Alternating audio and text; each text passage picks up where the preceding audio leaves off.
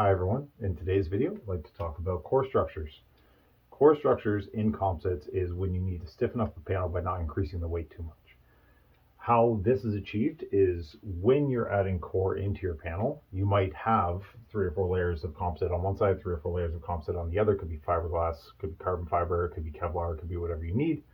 And in between you have a core structure or core substrate, and you're making a sandwich panel, kind of like an ice cream sandwich. The sandwich panel, the core itself is what makes it special. It could be made of foam or it could be made of a honeycomb structure. It depends on your use case and your budget. But long story short, what ends up happening is when you make a composite panel, composite is very flexible. In order to stiffen up the panel, what you can do is you can either make that composite panel very, very, very thick, which makes it very, very, very heavy, which makes absolutely no sense when you're talking about composites, because one of the main benefits of composites is the strength and stiffness to weight ratio that you get over steel and aluminum and other metals and other materials. So you can add, instead of adding way more composites and way more carbon or whatever you're using, you can add a core structure. The core structure, again, like I said, could be foam or honeycomb, but what it does is, because different composite materials have a lot of tensile strength and a lot of compressive strength, they do not like to stretch or compress in the direction of the fibers. What that allows you to do is, when you add a core structure, in order for something to flex, you are basically taking this structure and you're curving it. The problem is, this lower section, in order to curve it, would have to compress, so it would have to get shorter, and the top section would end up having to stretch. Composites doesn't want to stretch or compress. So this core allows it to make it so the top layer does not stretch and the bottom layer does not compress.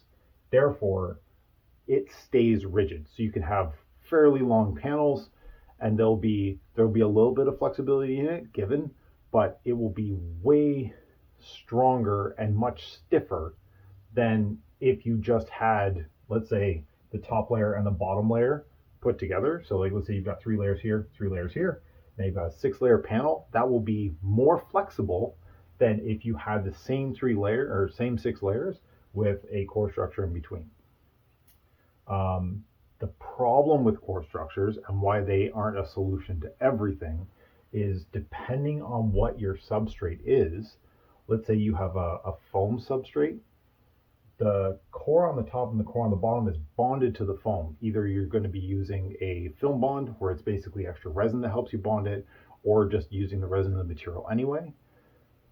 Once the core fails, or this, like, the bond's not going to fail, but the actual strength of the core can fail. Like, if it's a foam, you can crush the foam in your fingers. Sometimes you can, sometimes you can't, depends on the density.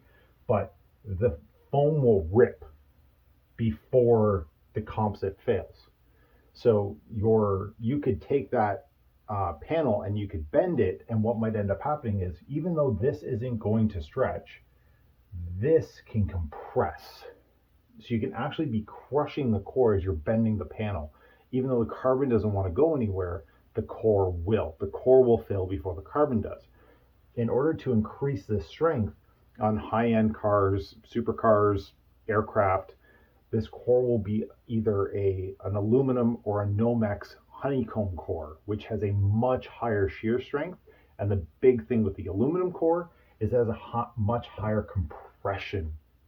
So compressive strength, I don't know. Anyway, so what ends up happening is, as that bends, you can transfer much higher load through that panel before it will eventually fail and bend, because the core structure itself can take more weight. But it all depends on what you need. So you might only need a very thin foam core, or if you're working on high-end cars, you're working on race cars, or you're working on whatever you need, you might have to spring for like a Nomex or a aluminum core, and that's where things start to get expensive. Very soon I'm going to start bringing in samples that I can show you, so I can give you an example, especially when you're talking about different types of core. It's very helpful to see what the different types of core react to and how they're made, um, because that also can play into how you have to design your different panels, as well as what you're doing. So if you're doing like a wet lamination, or you're doing an infusion, or if you're doing like something that needs to go through an autoclave, or something that you're just bagging and curing in your oven, um, all of those different types of core and all of those different types of panels require you to solve your problem in a different way. And so that's kind of what I would like to be able to get into as well, is not only talk about the theory, I'd like to be able to do the practical side of it as well, to show you what to expect when you're designing, or when you're manufacturing your own panels, or you get a job working somewhere where you're going to have to manufacture panels. Anyway, thank you very much. Sorry about the long delay. I've been playing a bunch of Helldivers, and yeah, thank you, and hopefully see you soon.